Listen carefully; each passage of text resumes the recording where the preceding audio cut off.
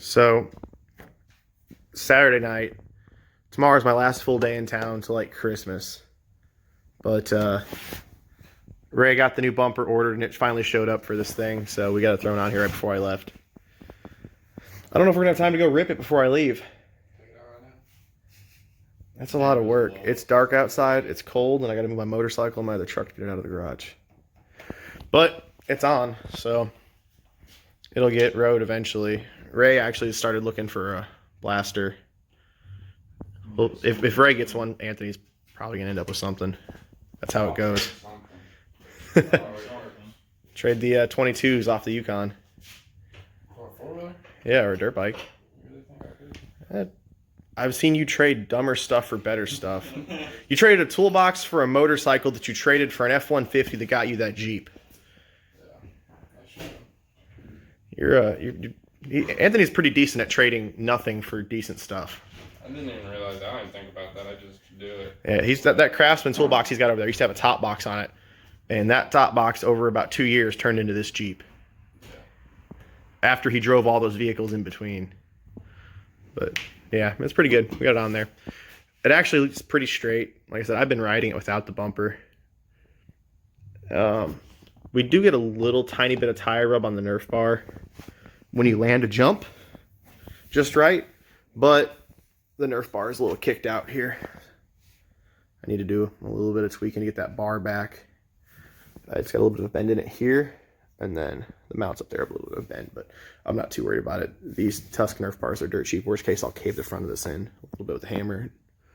It's only just a tiny bit of tire rub right here when you have the wheel turned all the way and you're compressing it hard. So if you kind of land a jump into a turn, you get a little bit of rub there, but it's not a big deal at all. Loading some different tools up today. Got a couple outlets that Dad wanted installed on the bus, so I'm gonna go wire those up when we get over there. So we're just getting started here. I went ahead and put this on the box.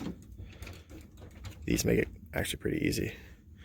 So what we're gonna do is it's gonna get mounted right about there. So the wire is gonna run over and up.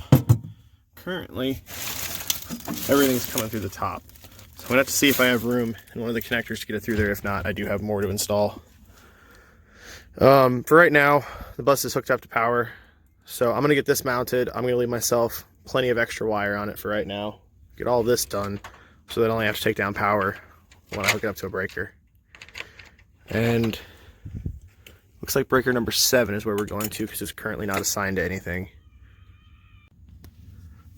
So I've got the box installed and wired. Wire's obviously here. Just took the cover off the box. The breaker I thought wasn't assigned is, but there are 2 that aren't. So we're gonna go ahead and run the wire through the top.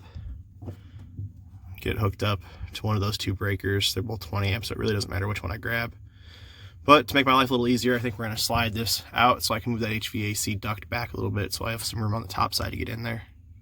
So we got the wires ran down through there, and they're pretty long. I do that on purpose. I like to leave room in here. I did quite a bit of the stuff that's back here. This wasn't me, these were.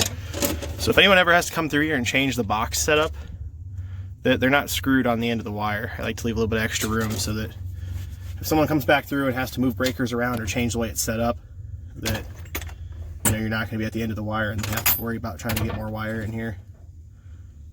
And it tucks up pretty cleanly out of the way. As I said, these aren't me. That's been done since I did the wiring the last time on this, but there was still enough room there that whatever that is that they've moved didn't require them to run new wiring.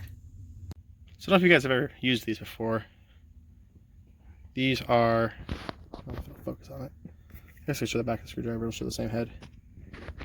The Milwaukee ECX drives. So when you have these screws here, these are made to take Phillips flat or the square drive Robinsons. These fit perfectly in those. Milwaukee's the only one I know that has it, but I have the straight insulated screwdriver for it. And then my 11-in-1 has it too. These things are actually really nice to use. They don't slip out. They won't strip the head on these, because even with the Phillips, you can still strip those.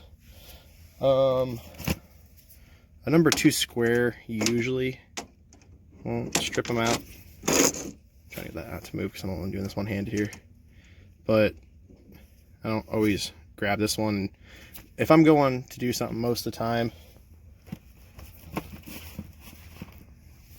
these two are, you know, the ones I grab to go. But we've got the box all wired up.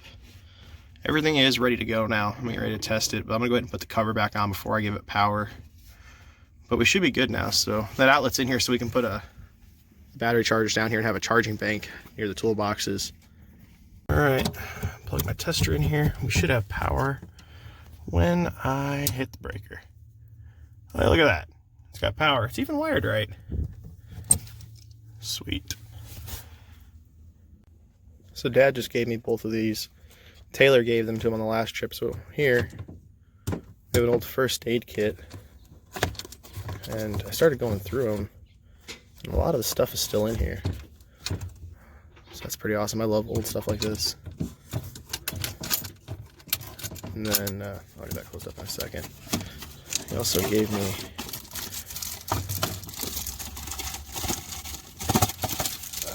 nothing ever wants to come out of the box when you try to do it one-handed. There we go. This shift knob. So I want to see if this will fit the threads on the 04. Just look a little bit big. If not, I'll make an adapter up. Or this might end up on the shop truck. I don't have any cool shifter on the shop truck yet. The 04 usually has a Budweiser tap handle for my shifter. But either way, I'm going to definitely put that one to use. And then this first aid kit's going to go with my collection. I got a bunch of old stuff like this that I love. But thank you. I appreciate this stuff.